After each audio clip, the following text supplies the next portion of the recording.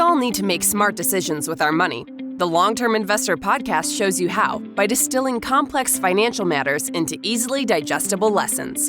And now, here's your host, Chief Investment Officer at PlanCorp and the author of Making Money Simple, Peter Lazaroff. Welcome to the Long-Term Investor, proud member of the Retirement Podcast Network. Retirement isn't just about saving enough money. It's about making the right decisions once you get there. And yet, the transition from saving to spending, managing investments in retirement, and maintaining purpose beyond work are all things I've seen tons of people struggle with. In this episode, I'm joined by Christine Benz, Morningstar's Director of Personal Finance and author of How to Retire, a book that distills 20 key lessons from top retirement experts. Many of you have heard Christine on the show before. She has spent years researching and writing about the nuances of retirement planning. And in this conversation, we're diving into the often overlooked aspects that can make or break a successful retirement. We discuss why lifelong savers have trouble spending in retirement, how social connections impact long-term happiness, and the biggest debates in the retirement planning community today, including whether annuities are actually worth it.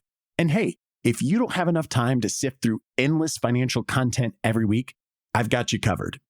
I do the reading for you and share my top 5 must-read articles in a quick, easy-to-digest email. You can sign up for that newsletter at thelongterminvestor.com or in the link in your podcast app description. And now, let's get to my conversation with Christine, because whether you're planning for retirement or already retired, this episode will help you approach the next stage of life with more confidence and clarity. Christine Benz, welcome to the Long-Term Investor. Peter, it's so nice to be with you. Thank you so much for having me on. You are always one of our most popular guests, so the pleasure is all mine. And last time we had you on the show, we were talking about a book you were working on that is now out that's called How to Retire. You can buy it anywhere. I'll be sure to link to it in the show notes at thelongterminvestor.com.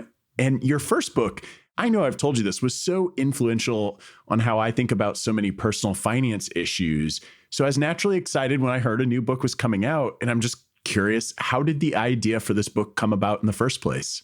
So, you know Craig Pierce at Harriman House. He's an editor there. And I had been talking to Craig for several years. Brian Portnoy had connected us, and I had wanted to do a book. And we thought it would be a book about probably bucket retirement portfolios, which is a topic that I've written a lot about.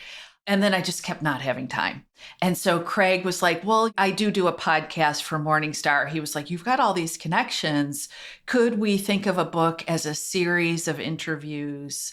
And would that be a lighter lift for you? And I was like, yeah, it sounds like it would be. In hindsight, and I've joked with Craig, I'm like, that was not a lighter lift, because it just was like a lot of coordination and certainly editing, but it was really fun. And the thing that I love about the format of the book, which is it's a series of 20 interviews, each of which is kind of a lesson about how to do some aspect of retirement planning.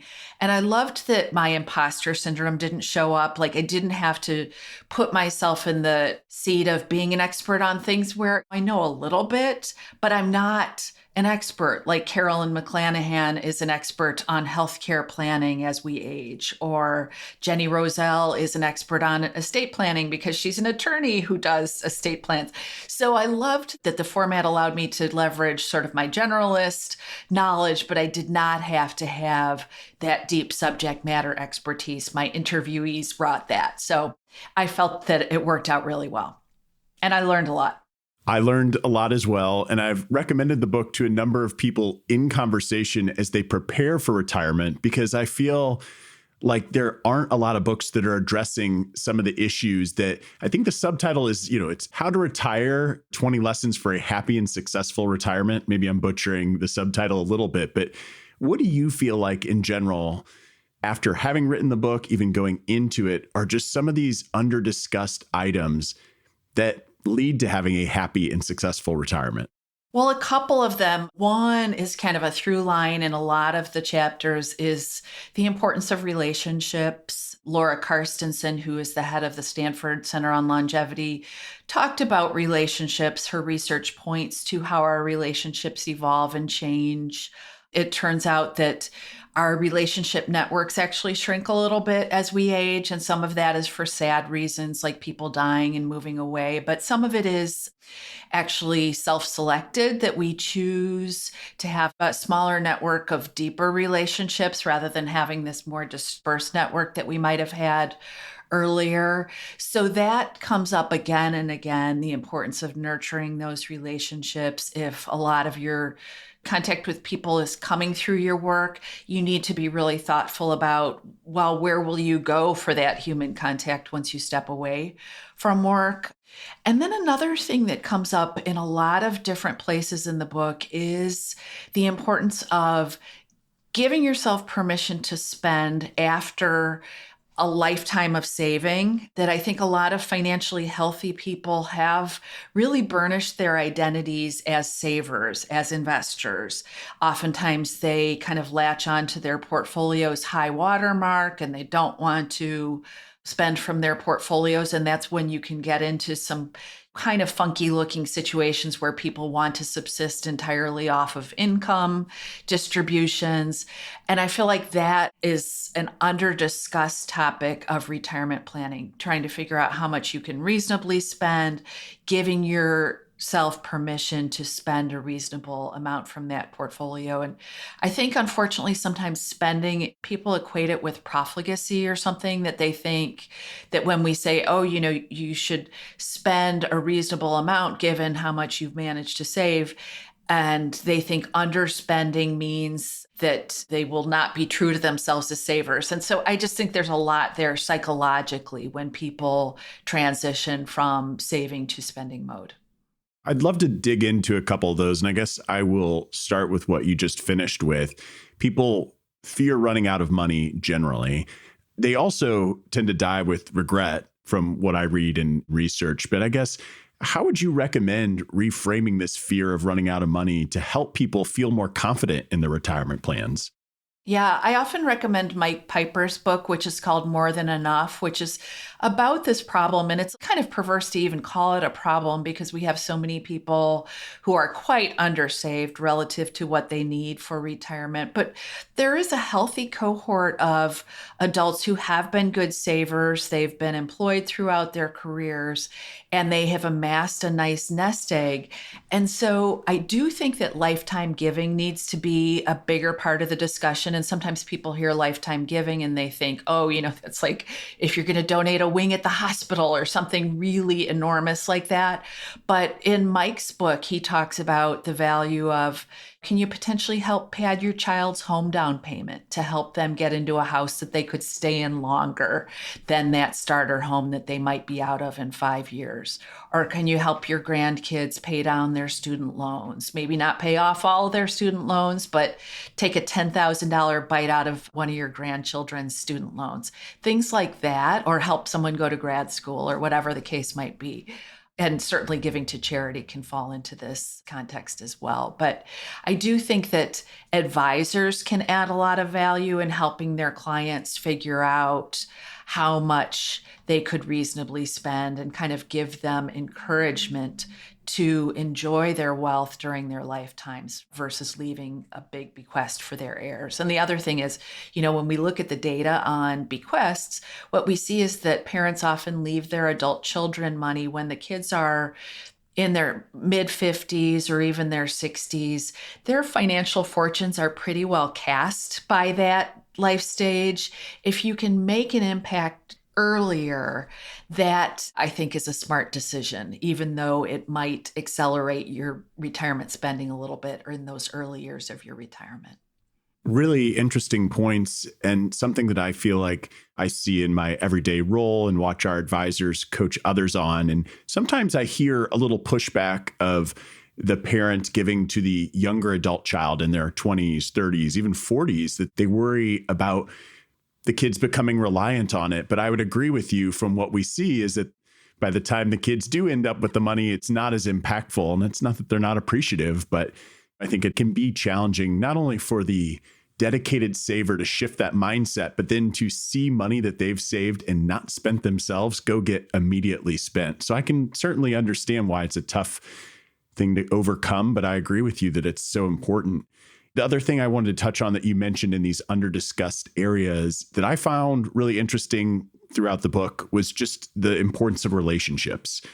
How do you feel like retirees can prepare for the shifts in their social dynamics or the relationships that they have or will have after they leave the workforce? Yeah, I think it's particularly important for men to think about this. And of course, this is a huge generalization, but the research, the data show that men oftentimes struggle with relationships in retirement. It's really hard to meet new people, unless you're consistently putting yourself in situations to meet people later in life. And so the research points to men oftentimes having a lot of their social networks and their sense of identity and purpose coming from work. Women tend to have somewhat more diffuse social networks that might be in the neighborhood, other parents, whatever. Women have more diverse and diffuse social networks. Men sometimes struggle with that. So I do think that in the years leading up to retirement, if you can try to plant the seeds, whether it's at the gym or through some volunteer activities, or perhaps by continuing to work, even consulting or part-time a bit longer, all of those things can put you in the path of meeting people. And I also think it's important for people to kind of use successful retirements that they've seen in their networks, whether with their parents or in their neighborhoods, whatever. We all have examples of retirees who have done this really well as less successful retirees, the retirees who just kind of retreated to their couches and then ended up with some bad health situation a couple years later and died earlier than one might have expected them to. So my advice is there are great examples right in front of you. Mentally reference them and use them to affect how you are directing your activities. So for those of you listening or watching, we haven't talked about the nuts and bolts of retiring. And I think that's really a testament to the book that Christine has compiled and written. And I think we were talking a little bit about this before we hit record. I just feel like the playbook for saving for retirement is largely agreed upon. And so the do-it-yourself community, I think, is very, very confident in saving and managing their own money up to retirement. But when you hit that decumulation stage, I'm finding that it's more difficult for people, in part because it's more nuanced, so it's easier to make mistakes. But then also there just are so many things that aren't discussed as widely. And I think there is more debate. And so I'm kind of curious, having spoken to so many experts for the book, as well as your own podcast, what do you feel like are some of the things that people disagree most about when it comes to retirement?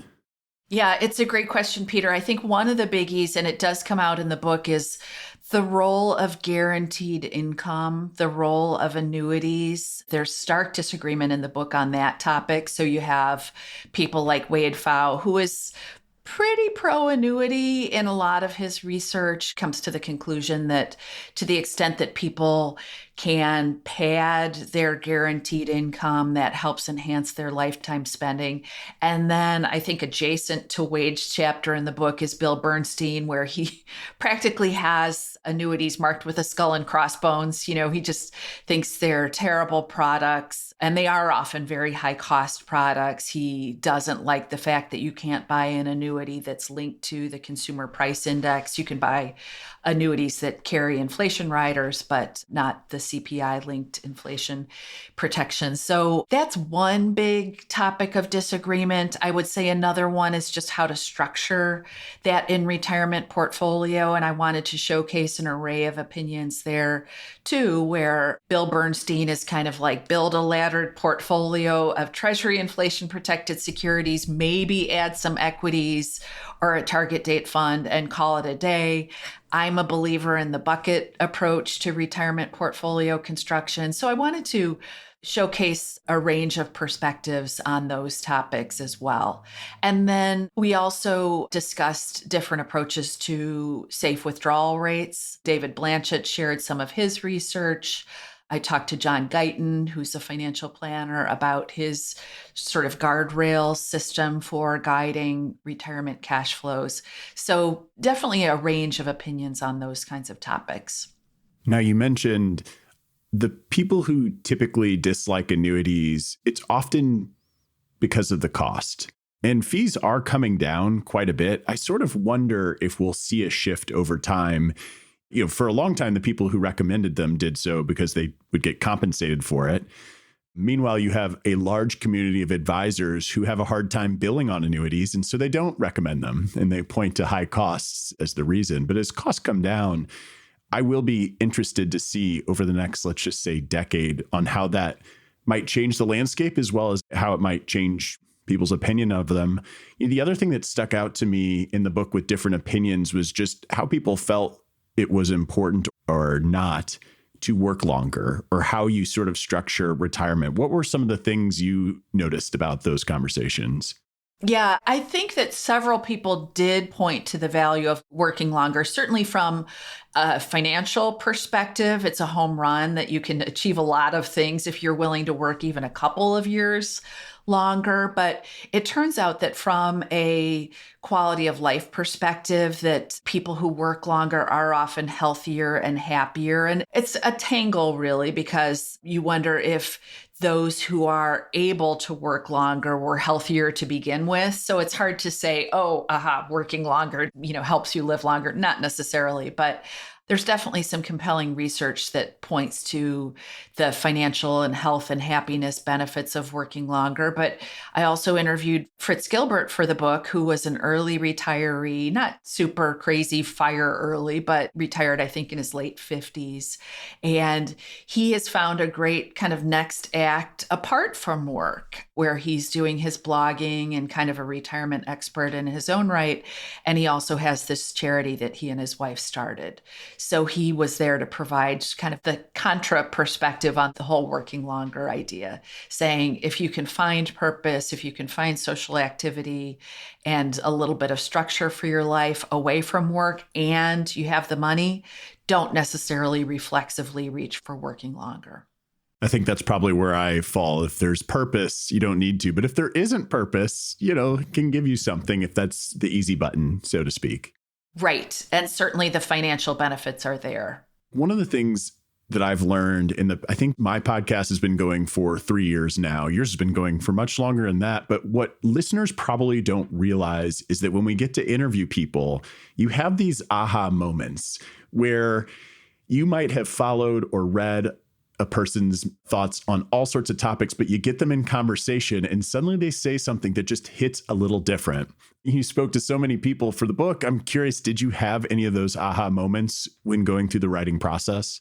Well, definitely. So one was with Laura Karstensen in that conversation about relationships, and her message was very reassuring in terms of saying that if you're an introvert, that you aren't relegated to be less happy. So even though a lot of the research points to the value of these social interactions, introverts can be just as happy as extroverts. So as an introvert, I was very relieved to hear that. But another aha moment came up in the conversation with John Guyton, where he was talking about being flexible with your portfolio withdrawals and the advantages of that from a financial standpoint. If you can take less when your portfolio is down, you may be able to take more when it's up.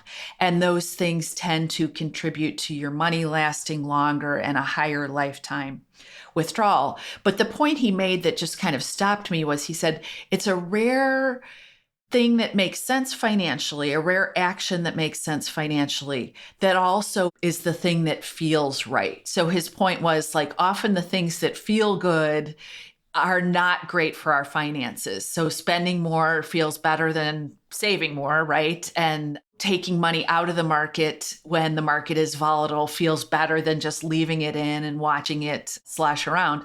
His point was, in this case, the thing that you feel like doing, which is probably to spend a little less when your portfolio is down, well, guess what? That's also good for your portfolio. So I thought that that was kind of an interesting way to frame it up and a nice reference to some of the behavioral research that's been done. Now, you had mentioned earlier different approaches to investing and how you're a big fan of the bucket approach. I actually think your bucket approach framework really was a huge influence on the savings system that I describe in my book, Making Money Simple. Maybe explain briefly, what is the bucket approach towards your portfolio and savings, and what makes you such a big fan of it? Yeah, so the bucket approach that I often talk about was originally launched by Harold Davensky, who was a financial planner and a professor of financial planning. And I remember talking to him, it was probably 20 years ago. And at the time, yields on safe securities were going lower and lower, and everyone was scrambling to figure out, well, if you're retired, where do you go for cash flows if CDs now are yielding 3% or whatever the case was? And I remember asking Harold, well, how do you do it for your clients? How do you construct an in-retirement portfolio? And his point was, well, I just use this cash bucket and I bolt it onto the long-term portfolio that consists of stocks and bonds to varying percentages.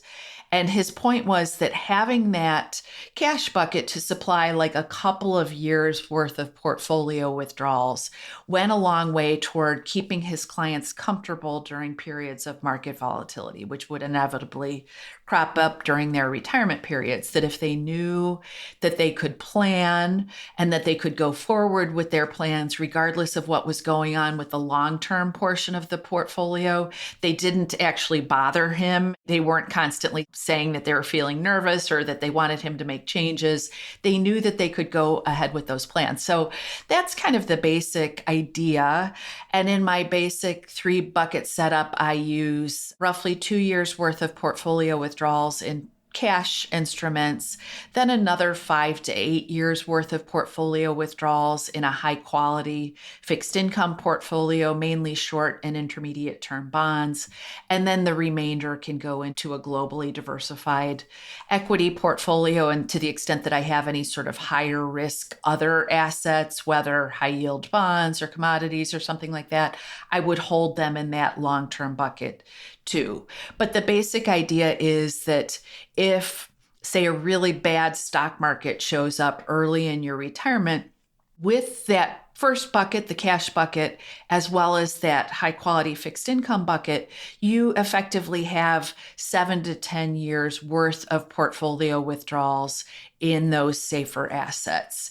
And so stocks could go down and stay down for a good long time without you having to raid that long-term portion of the portfolio. So I just really think it works behaviorally in these periodic market downdrafts. Since I've been writing about this bucket approach and sharing model portfolios on bucket strategies, I hear from actual retirees who say, this has given me a lot of peace of mind in riding out the volatility that inevitably will accompany those long-term investment assets. So I think it works from a behavioral standpoint. And even though there is a little bit of opportunity cost in having the cash set aside, it's not terribly significant in the grand scheme of things, especially now that yields are up a little bit on cash. Yes, for the first time in nearly 20 years, we can get some yield on our cash as long as you place it correctly. And I know we typically guide our retirees to look at 1 to 2 years of cash, in some part to eliminate the sequence of return risk that can come with having a bear market those early years in retirement. But even after retirees have gone through their first retirement bear market, they just get used to having that cash and it helps them sleep at night. I'm kind of curious, I don't know that you've ever written about this, and if you have, I missed it. How do you think about refilling the bucket structure you described? So if you have this cash, are you spending down the cash and then refilling it annually? What do you think about it? I think that ideally you would once a year kind of pick your head up and say, okay, if I need to get my cash lined up for the year ahead, what is the smartest place to go for that refill? And so after 2023, for example, strong equity markets, I would probably pull my living expenses for the next year from selling appreciated US equity securities. So I would take some risk out of the portfolio, set aside cash reserves for the year ahead. In a year like, say, it's early 2023, stocks were down, bonds were down in 2022. I don't want to touch them, right? I want to leave them intact. So I probably would be spending from that cash bucket in a year like that. So that's another thing that I like about the bucket strategy is that it's flexible. It allows you to pull your withdrawals from whatever asset pool makes the most sense at a given point in time. But it's an important point, Peter. Sometimes I think people think that if you set up these three buckets, you're just going to mow them down in order, that you'll spend through that bucket one, then move on to bucket two. Not necessarily. If stocks have been good, you probably want to be taking your living expenses out of those appreciated equities to take some risk out of your portfolio. At least that's how I would approach it. Now, you covered a lot of ground in the book. You got a lot of interviews. Even when I go into any single interview, sometimes I'm hoping somebody says something or we hit a certain topic. I'm curious, there were 20 chapters, 20 interviews. If you could have added more chapters, what do you feel like was missing? What are some other areas that you would have liked to dive into? There were a couple, Peter. It's a really good question. One I would say is how to find a financial advisor. I feel like that is a little bit of a black hole for a lot of retirees. And you referenced these DIY type retirees. I know a lot of them through the Bogleheads community that I'm part of. And I love DIYers, but I do feel like as we age, it's really important to get a second set of eyes on your plan to give you some confidence in whatever withdrawal system you're using, whatever portfolio setup that you have, and there's kind of a logistical backstop to have somebody who is a receptacle of your assets. And my husband and I use a financial planner for really, this is one of the main reasons. We just like having someone who knows what we have. If something happened to us, our loved ones would be able to turn to her, and she knows, she can see in real time our assets. And I just love having that backup plan. So that's one chapter that I would have liked to include: how to find an advisor, how to kind of custom craft your advice based on your needs, because they're all different models of charging for financial advice. And I think it does depend on the investor. It's not one size fits all. So that's one chapter.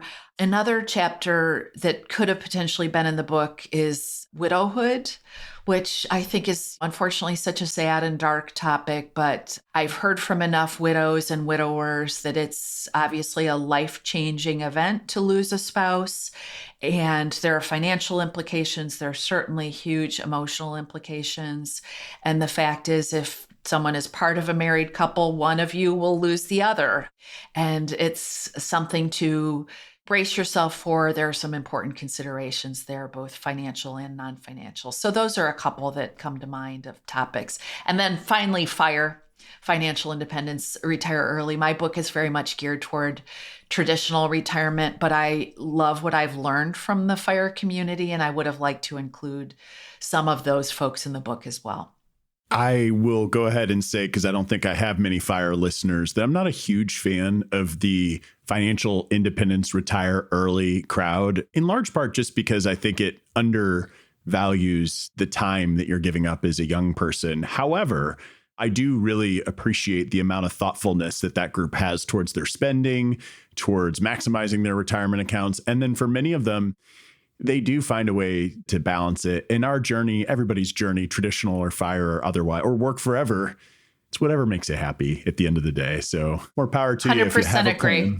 Yeah. No, I'm generally with you, Peter. I feel like you should look for work that provides you a sense of satisfaction and purpose, that should be an ongoing pursuit regardless of your financial wherewithal. And maybe it's unpaid work, maybe it's paid work, whatever. And I do think the financial independence, retire early community has evolved to put the emphasis on financial independence, which I think is a healthy evolution. The other thing you mentioned, the hiring of an advisor, particularly for do-it-yourself investors. I have a large audience of do-it-yourself investors. I know you do as well. It's really challenging to see the line item expense of hiring an advisor when they've done it all along this whole time. And I go back to the fact that I really do think accumulation and decumulation are completely different animals. And then you factor in all the research that shows the degree of cognitive decline that you see at age 70. It's really abrupt. It starts at 60. So the challenge that I often have, people call in, they sort of want to hire an advisor, but they also are like, well, I'll just wait a couple more years till I feel like I need it. And it's like if you stick your hand in warm and start to heat it up and wait till it's boiling, all of a sudden it gets really hot. This isn't me trying to plug hiring an advisor, because that's a biased opinion of my own. But for those of you listening, I do just want you to consider that Christine mentioned she has an advisor. I have an advisor. If you can afford to do it, there are different levels. There's one-time fee. There's ongoing relationships that come in a wide range of price brackets. I do just hope people do consider how much easier you can make it on your loved ones if you have somebody there looking for that help. 100%. Totally agree on the cognitive decline piece as well. I often talk about my mom and dad. I had been my dad's kind of investment buddy throughout his journey. And my dad had always been an avid investor, eventually experienced cognitive decline in kind of the second half of his 80s. And it was about as seamless for him as it could have been, because I was on all his accounts and could talk to his representatives at Fidelity and all that stuff. But I think about all of the older adults who I speak to in groups who do not have that adult child who does this for his or her day job. And I really like to talk to them about the importance of building in some succession planning, even though they've been successful DIY investors throughout their lives. Well, Christine, to close out today's conversation, I'm kind of curious what you feel like have been the most significant shifts in retirement planning in the last decade. And then if you're feeling bold, if we can look into a crystal ball, what you think might be different a decade from now. So one of the biggies is that with each successive generation, we're seeing a smaller penetration of pensions for them. So when you think about the baby boomers and the generations beneath the baby boomers, each successive generation is less likely to have a pension, which accentuates the value of saving early, saving often, saving an appropriate amount in equities, because for a lot of us, we're kind of on our own with Social Security with respect to our own retirement plan. So that is a huge change that unfortunately I don't think some workers have really gotten the message about. It's kind of hard to get our arms around like what the typical 401k balance is, but in aggregate, on average, it's not where it should be. So that is one of the big changes that is underway, that increasingly the onus is on workers to fund their own retirements. And then in terms of the evolution, you hinted at one of them, Peter, that I expect to see, which is I would expect to see an increased emphasis on guaranteed income in addition to Social Security. And I would expect to see more advisors working with clients embrace some element of guaranteed income. The research shows that very simple, low-cost annuities can help people. We talked about this whole permission to spend issue earlier. It can help people feel a little bit more freedom spending what is a reasonable amount to be spending if they have that annuity paying them a regular payout. So I would expect to see a broader acceptance of some of those very vanilla annuity types in retirement plans. And I think some advisors are increasingly getting on board as well. It's not just like, oh, that's an insurance person and I'm an investment advisor and never the twain shall meet. I think we'll see more crossover there. And I hate to be so cynical, but I feel like when advisors can bill on it, that will be a big shift as well. It's sad to say to some extent. The other thing that sticks out to me is that there's a lot more equity compensate, like less pensions, more equity compensation. I'm not sure how that's changing people's plans other than it's more complicated, but that's something in my own career that I've seen. But the use of guaranteed income, I know there's a lot of academic research on people doing reverse mortgages to use their house as an asset. I don't really ever see it today, but I suspect that we will see it more and more over the next decade.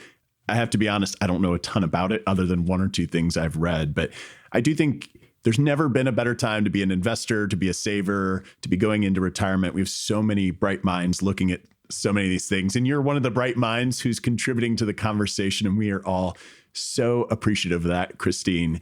Before we sign off, just give the listeners, the viewers, a quick reminder of where they can find you. Sure. So I'm on Morningstar.com all the time doing videos, writing articles. My book is called How to Retire. My podcast is called The Long View. I'm on LinkedIn. I'm on X as well. And so those would be the main outlets for people to reach out to me. And you're so active in all those places. And so if you want to go to the show notes I'll put links to everything in the show notes at thelongterminvestor.com. I almost said your podcast name. Yeah, that's fine.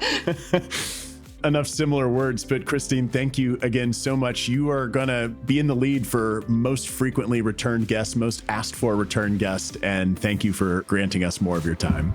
Thank you so much, Peter. I always love talking to you. Thanks for listening to the Long-Term Investor Podcast. To access free financial resources and submit questions to be answered on the show, visit thelongterminvestor.com. Peter Lazaroff is an employee of PlanCorp and BrightPlan. All opinions expressed by Peter and any podcast guests are solely their own opinions and do not reflect the opinions of PlanCorp or BrightPlan. This podcast is for informational purposes only and should not be relied upon as a basis for investment decisions. Clients of PlanCorp and BrightPlan may maintain positions in the securities discussed in this podcast.